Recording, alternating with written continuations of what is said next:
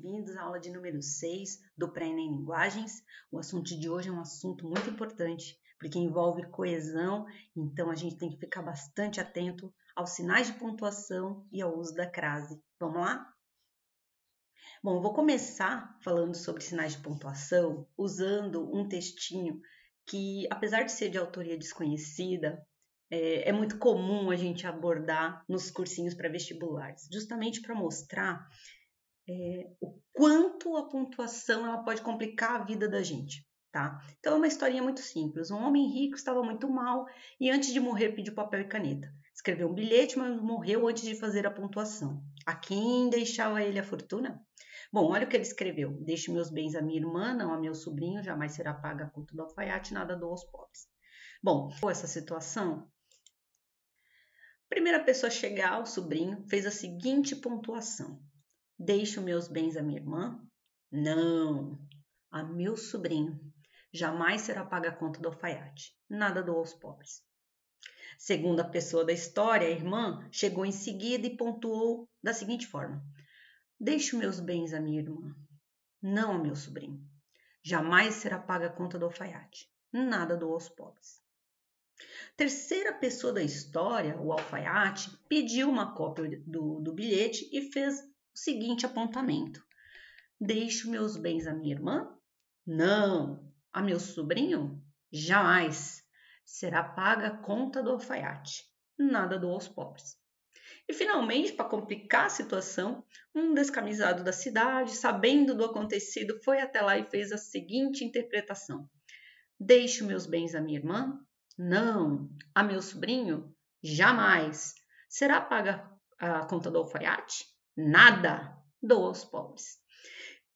Bom, então, a partir dessa história que é bastante simples, a gente pode perceber que os sinais de pontuação colocados em lugares diferentes, eles dão um tom diferente cada vez que a leitura é feita.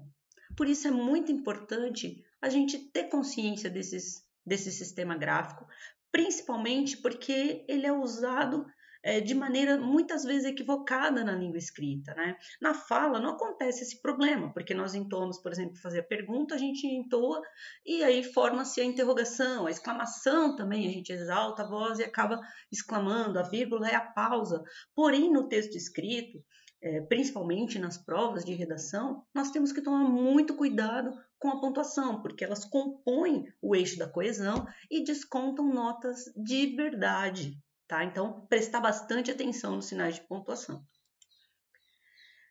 Nós abordamos no nosso material os principais, né? Ponto de exclamação, de interrogação, além do ponto final, dois pontos, travessão, vírgula, ponto e vírgula, aspas e parênteses. Ponto final, né? Geralmente ele indica que a frase terminou, então é importante ter ponto final quando a frase realmente terminar. Nós temos aí os dois pontos, que pode indicar quando alguém vai falar e também um destaque que você vai dar no seu texto, né? Ele comprou, dois pontos, caneta, lápis, borracha. Então, assim, esses dois pontos, eles podem anunciar algo que venha a ser destacado. Travessão, que também indica quando alguém vai falar e num texto informativo, numa dissertação, enfim, ele também pode ser usado como uma pausa, né? Tendo a mesma função de um parênteses, né? Para também destacar, intercalar algum trecho. A vírgula, que é essencial, tá? Na fala, como eu falei, ela é marcada pelas pausas, porém no texto escrito ela precisa estar presente, justamente para pausar a leitura, enfim, para trazer aquela intencionalidade correta, né, ao texto. Temos o ponto e vírgula, que muita gente não sabe para que existe, né?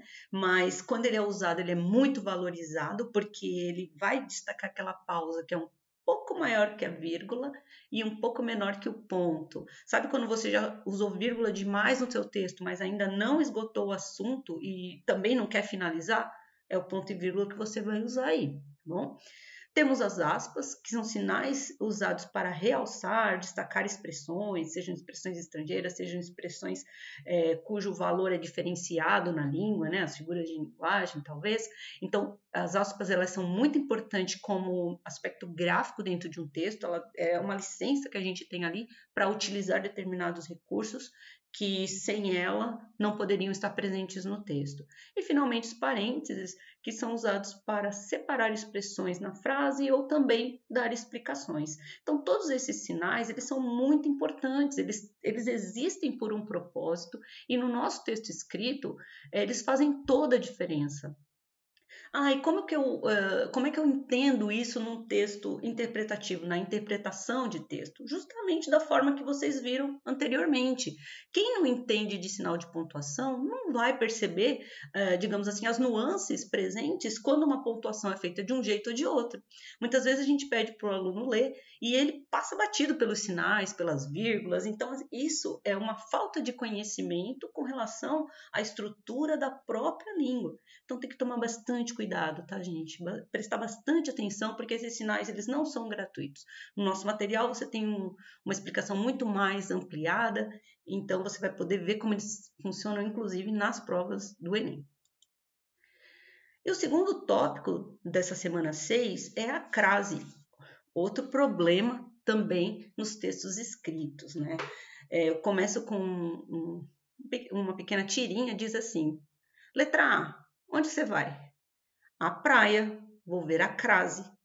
Esse é o caminho do campo. Ao campo eu não vou. A crase me quer à meia-noite em frente à orla, para um bife à parmegiana, à luz da lua. E o ratinho termina: às vezes as crases são muito exigentes. E são mesmo, né? O uso da crase é uma particularidade que é muito observada, né, nas provas do Enem, porque muita gente também, infelizmente, ignora esse sinal gráfico no nosso dia a dia. Por definição, a crase ela é uma fusão de dois elementos de mesma natureza. No caso, na língua portuguesa, é a vogal A. Então, quando a gente tem um A, que na verdade tem função de artigo definido feminino, e um outro A, que por natureza é uma preposição, você tem os dois lado a lado, essa fusão recebe o acento e forma a crase, tá bom? Esse acento grave que forma a crase, ele é aquele contrário do que a gente está mais acostumado, né? Que é o acento agudo. Ele vem da esquerda para a direita, então ele é muito importante. E quando é que usamos a crase, né? É mais importante a gente saber quando a gente usa realmente, e não é tão difícil assim quanto parece. Eu trouxe aqui alguns dos usos mais importantes, tá? Como a crase é a fusão do artigo feminino a e da preposição a, obviamente a gente vai ter que usar a crase com palavras femininas. Não dá para usar a crase antes de palavras masculinas, tá? Então, entregamos os diplomas às formandas é um exemplo de uso da crase junto à preposição. Mas aí está o as e não o a sozinho. Por quê? Porque formandas está no plural. Então, você teria as de formandas e o outro a, que é a preposição, que está fazendo o link com o verbo entregar. Tá? Então, se você tem essa estrutura no plural, no caso o substantivo está no plural, vai aparecer o as, né, craseado, por conta da presença desses dois elementos, um artigo feminino, plural no caso, e a preposição a também aí sendo exigida. Então, entreguei o documento à diretora. Se fosse plural, diretora, às diretoras, craseado. Bom, nós também usamos a crase com pronome aquele, aquela, né, aquilo. Mas aquele é masculino. Só que aí, gente, não é a palavra masculina, é o pronome. Não é um substantivo, digamos, é um pronome. Então, crase com o pronome demonstrativo, aquele, aquela, aquilo, ela existe, tá? Desde que o verbo peça a preposição. O verbo entregar, quem entrega algo a alguém. Então, ele pede a preposição a alguém. Então, entregou o livro àquela estudante, tem crase. Com verbos de destino, ir à faculdade. Faculdade também é palavra feminina. Se você trocar por uma palavra masculina, essa é uma dica que a gente fala muito, né? Trocar a palavra que está aí na dúvida se tem crase ou não, por uma palavra masculina, e ela for, e antes dela aparecer ao, você tem uso da crase obrigatória. Então, por exemplo, ir à faculdade, ir ao colégio, Então, a gente sabe aí que é uma situação que exige a crase. Em expressões que indiquem a moda de, no caso, pintei a Renoir, via a Machado de Assis. Então, assim, quando fica subentendida a expressão a moda de, a gente também utiliza a crase. Em expressões adverbiais e prepositivas femininas, feito à mão, a expressão adverbial foi à noite, estava em casa à tarde, então a gente tem o uso da crase obrigatório aí. Tá? A crase ela também pode ser opcional em alguns casos, né? Quando isso ocorre? Opcional, se você deixar de pôr, não tem problema. Primeiro, antes de pronomes possessivos, minha, sua, então entrega o livro à minha irmã, entrega o livro à minha irmã, com crase ou sem crase, tanto faz. Antes de nomes de mulheres, femininos, né? Então você também pode escolher. Ah, mas tem o verbo que pede a preposição. Não tem problema, é opcional. E com a palavra até. Então, andamos até a padaria, andamos até a padaria. Então, você pode ou não utilizar.